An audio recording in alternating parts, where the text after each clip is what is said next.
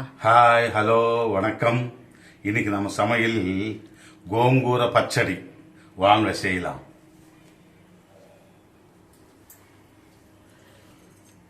கோங்கூர பச்சடி இது புளிச்சக்கீரைன்னு சொல்லுவாங்க தமிழ்ல.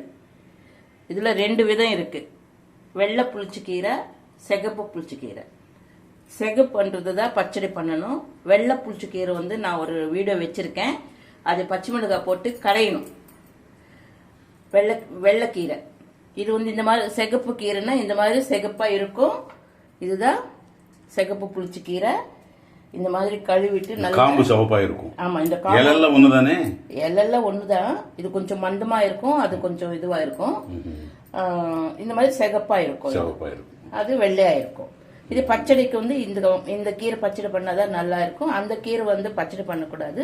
பச்சை மிளகாய் போட்டு கடைஞ்சிக்கணும். அது வச்சிருக்கேன் ஒரு வீடியோ, நான் அதையும் பாருங்க.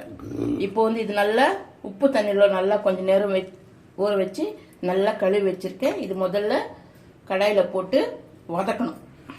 அந்த உப்பு தண்ணி போட்டு சுத்தமா செய்தா இருக்காது. எந்த கீரை இருந்தாலும் உப்பு தண்ணியில கொஞ்ச நேரம் போட்டோம்னா அதுல இருக்கிற டஸ்ட் எல்லாம் நல்லா போயிடும். இப்போ புளிச்சக்கீரை முதல்ல வதக்கணும் நல்லா. பார்த்தீங்களா, இதே 2 கட்டு புளிச்சக்கீரை. அது எவ்வளவு தம்மாக்குண்டாவது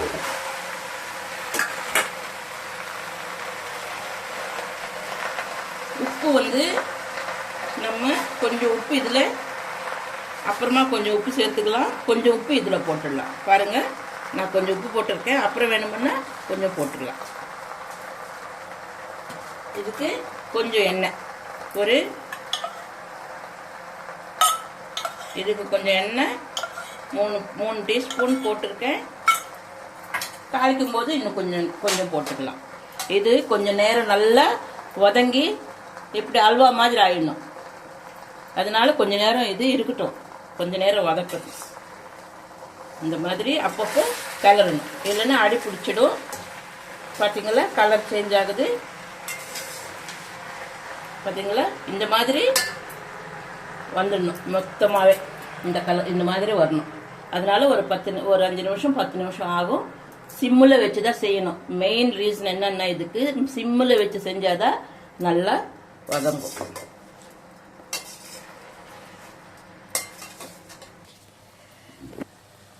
இப்போ நல்லா தண்ணி இல்லாமல் வதங்கிடுச்சு. இதில் கொஞ்சம் உப்பு போட்டிருக்கேன். அப்புறமா நம்ம பார்த்துக்கலாம், உப்பு கம்மியானா சால்ட் மிக்ஸ் பண்ணிக்கலாம். இது கொஞ்சம் ஒரு 3 ஸ்பூன் எண்ணெய் விட்டுருக்கேன். நான் கோங்கூரை நல்லா கழுவிட்டு தண்ணி இல்லாமல் போடணும்.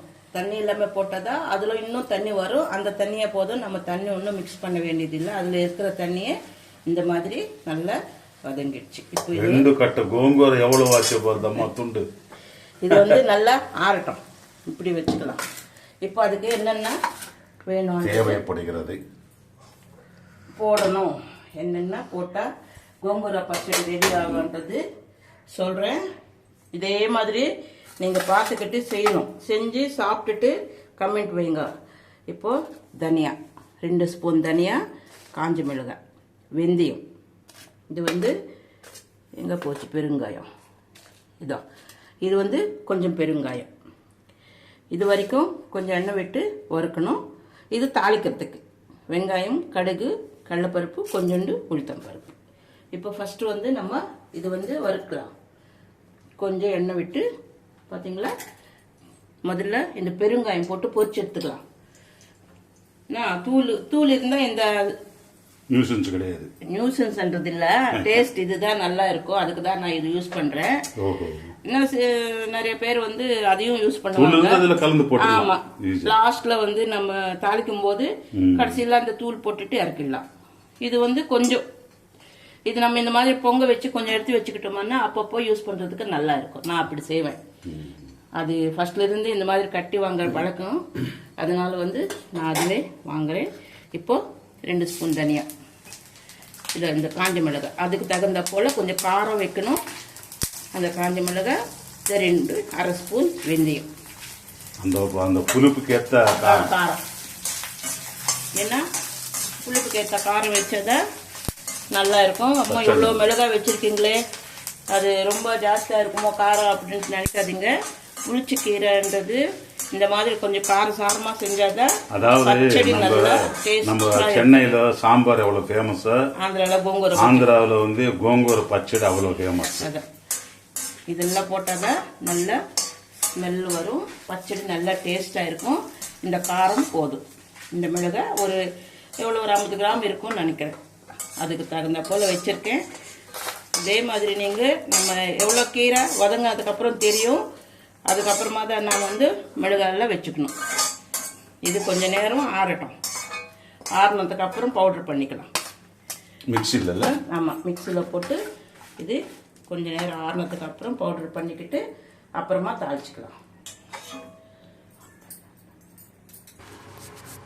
இது மிக்சியில் போட்டு ஃபஸ்ட்டு இது பவுட்ரு பண்ணிக்கணும்.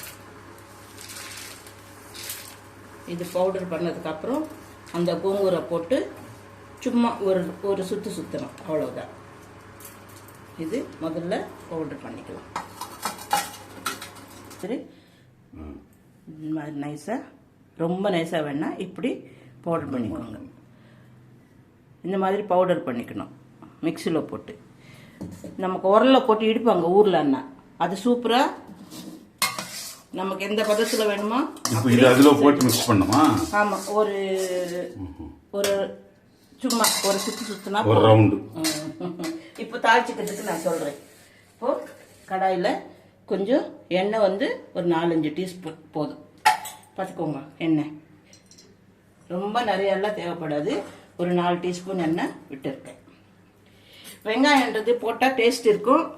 இது உங்களோட ஆப்ஷன். சிலருக்கு வந்து வெங்காயம் பிடிக்காதுன்னு வச்சுக்கோங்களேன், இந்த வெங்காயம் போட தேவையில்லை. வெறும் தாளிக்கிறது மட்டும் நல்லா இருக்கும். ஆனால் போட்டால் எக்ஸ்ட்ரா டேஸ்ட் இருக்கும். அது சிலருக்கு வெங்காயம் சாப்பிடாம இருப்பவங்க இருப்பாங்க இல்லையா, அவங்க வந்து சேர்த்துக்க வேண்டாம். நமக்கு சாப்பிடுவோம், நம்ம போட்டோம், அவ்வளோதான். இப்போ இது வந்து சும்மா ஒரு ரவுண்ட் அடிச்சுக்கலாம். பார்த்தீங்களா, மிக்சியில் போட்டு ரொம்ப நேரம்ல மெசை விடக்கூடாது. சும்மா ஒரு சுற்றுனா 2 சுற்று போதும். இப்போ இதை தாளிச்சிக்கலாம். நம்ம முதல்ல கடுகு சேர்த்துக்கலாம். அதுக்கப்புறமா இதுக்கு கடலைப்பருப்பு, உளுத்தம்பருப்பு வச்சுருக்கேன், இது போட்டுக்கலாம்.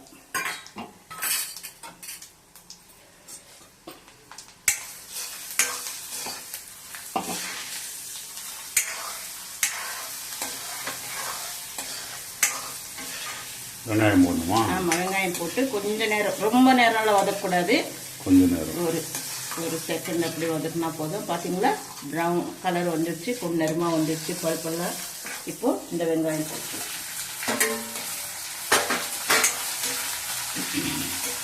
கோங்கூரா பச்சடி நல்லா சூப்பராக டேஸ்ட் இருக்கும். தெரியும், எல்லாருக்குமே தெரியும் கோங்கூரா பச்சடின்றது நல்லா இருக்கும்ன்றது வந்து எல்லாருக்கும் தெரிஞ்ச விஷயம்தான். எப்படி செய்யணுன்றது நிறைய பேருக்கு தெரியாது. அதுக்கு தகுந்த போல காரம், உப்பு எல்லாம் வச்சு செஞ்சாதான் இந்த யூடியூப்ல வியூஸ்க்காக பண்ணுவாங்க இல்லையா, அந்த மாதிரி எல்லாம் பண்ணக்கூடாது.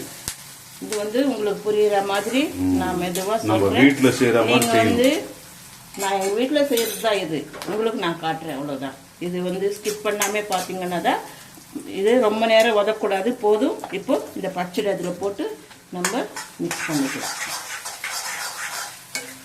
இந்த வெங்காயம் போட்டு சாப்பிட்டோம்னா நல்லா டேஸ்ட் வரும். அதுக்காக தான் வெங்காயம் மிக்ஸ் பண்ணியிருக்கேன். சிலருக்கு வெங்காயம் பிடிக்காதவங்க இருப்பாங்க, அவங்க போட்டுக்க வேண்டாம். மற்றதெல்லாம் போடணும், வெங்காயம் மட்டும் போடாது. இதில் கொஞ்சம் தண்ணி போட்டு மிக்ஸி கழுவி அதில் இதை பார்த்தீங்களா, கொஞ்சம் தண்ணி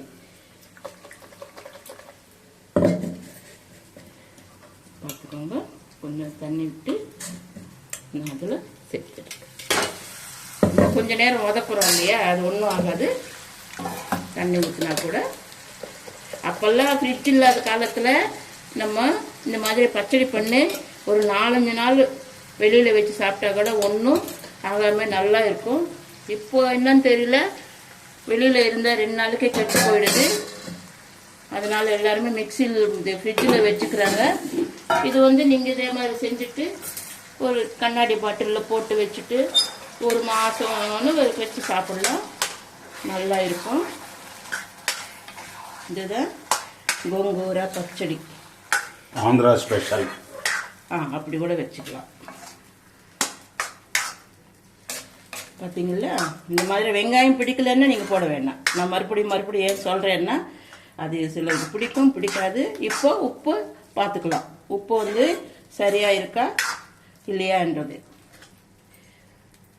எண்ணெயில் அவ்வளோ போட வேணாம், நான் போட்ட எண்ணெய் போதும். உப்பு வந்து கொஞ்சம் கம்மி. இதுக்கு புளி எல்லாம் தேவையில்லை, புளிச்சக்கீரை புளி தேவையில்லை. அதில் வந்து ஃபர்ஸ்ட்ல நான் போட்ட உப்பு தான் மறுபடியும் போடலை, அதில் கொஞ்சம் கம்மியாக இருக்கு. இந்த பாருங்க, நான் வந்து சால்ட் மிக்ஸ் பண்றேன். கடைசியில் கம்மியாச்சுன்னா சால்ட் மிக்ஸ் பண்ணிக்கலாம். ஆமா, ஆனா ஆரம்பத்துல வந்து கல்லுப்பு தான் போடணும். கல்லுப்பு தான் போடணும், நிறைய போடக்கூடாது. உப்பு கம்மியானா கூட நம்ம சேர்த்துக்கலாம். உப்பு ஜாஸ்தி ஆயிடுச்சுன்னா ஒண்ணுமே பண்ண முடியாது, அப்புறம் வேஸ்ட் ஆயிடும். நம்ம செஞ்சதெல்லாம் வேஸ்டா இதாயிடும். அதனால வந்து கம்மியா போட்டு முதல்ல கம்மியா போட்டுக்கிட்டு கடைசியில் வந்து டேஸ்ட் பண்ணி கம்மியா இருந்துச்சுன்னா கொஞ்சம் சால்ட் மிக்ஸ் பண்ணிக்கலாம். கரெக்டா சொன்னீங்க. நீங்க நல்லா இப்போ சமையல் கத்துக்கிறீங்க, நான் செய்யறதெல்லாம் பார்த்துட்டு. இதுதான் கோங்கூரா பச்சடி, சூப்பரா இருக்கும். நீங்க ஃப்ரிட்ஜில் வச்சுக்கிட்டு ஒரு 10 நாள் வச்சு சாப்பிட்டாலும் ஒன்றும் ஆகாது, நல்லா இருக்கும். இல்லை வெளியில வச்சு 2 நாளைக்கே சாப்பிட்றதா இருந்தா வெளியில வச்சுக்கோங்க. நிறைய பேர் இருந்தாங்கன்னா திருப்பதிக்கு லட்டு, பழனுக்கு பஞ்சாமிர்தம் சொல்லல, அது மாதிரி மெட்ராஸ்க்கு வந்து சாம்பார், ஆந்திராவுக்கு வந்து கோங்கூரை, ஆவக்காய் கோங்கூரை. அதுதான் இந்த இட்லி சாம்பார், வடை சாம்பார், பொங்கல் சாம்பார். அப்போ அதெல்லாம் ஸ்பெஷல் ஸ்பெஷல். இப்போ எல்லாம் இந்தியன் லெவல் ஆகி போச்சு எல்லாமே. இப்போ ஆந்திராவுக்கு மட்டும் ஸ்பெஷல் இல்லை இது. பாத்தீங்களா, இதுதான் கோங்கூரா பச்சடி. இப்படியே செஞ்சு நீங்க ஸ்கிப் பண்ணாம பாருங்க. லைக் பண்ணுங்க, ஷேர் பண்ணுங்க, சாப்பிட்டுட்டு கமெண்ட் பண்ணுங்க, சப்ஸ்கிரைப் பண்ணுங்க. முதல்ல அது மட்டும் மறக்காம செய்யணும். ஓகே, நல்லா இருக்கா இடுறது கமெண்ட் பண்ணி தேங்க்யூ. Okay, thank you.